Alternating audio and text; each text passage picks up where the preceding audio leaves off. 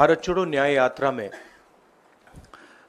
मणिपुर से हम महाराष्ट्र गए और रास्ते में हज़ारों युवाओं ने कंप्लेन की थी कि हिंदुस्तान में नॉन स्टॉप पेपर लीक होते हैं।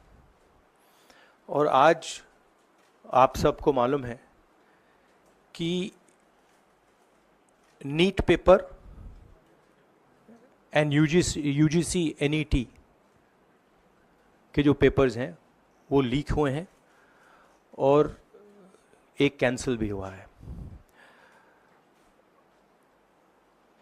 कहा जा रहा था कि नरेंद्र मोदी जी ने यूक्रेन की लड़ाई रोक दी थी।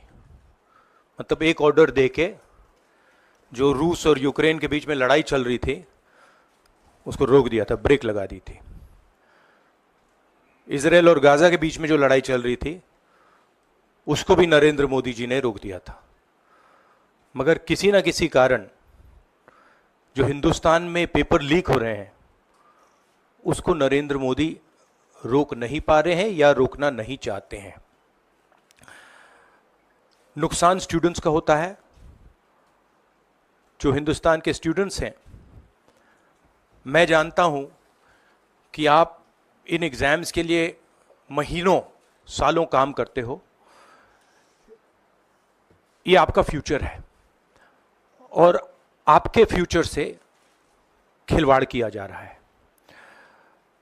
मध्य प्रदेश में व्यापम हुआ और अब उस व्यापम को नरेंद्र मोदी जी और उनकी सरकार पूरे देश में फैलाने का काम कर रही है।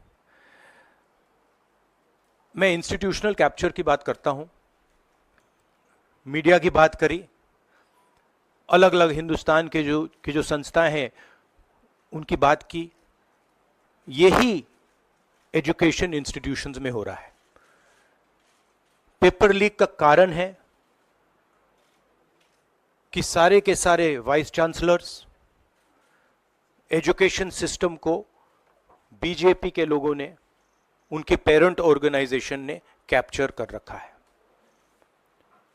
जब तक ये कैप्चर रिवर्स नहीं किया जाएगा तब तक पेपर लीक चलता जाएगा।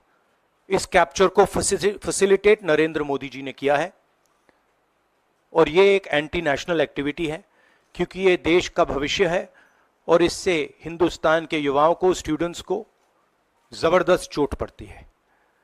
इंक्वायरी चल रही है, एक को आपने कैंसिल कर दिया है, अब पता नहीं दूसरे को कैंसिल किया जाएगा या नहीं किया जाएगा। बट कोई ना कोई तो इसके लिए जिम्मेदार है और उनको एकदम पकड़ा जाना चाहिए और उन पे एक्शन लिया जाना चाहिए।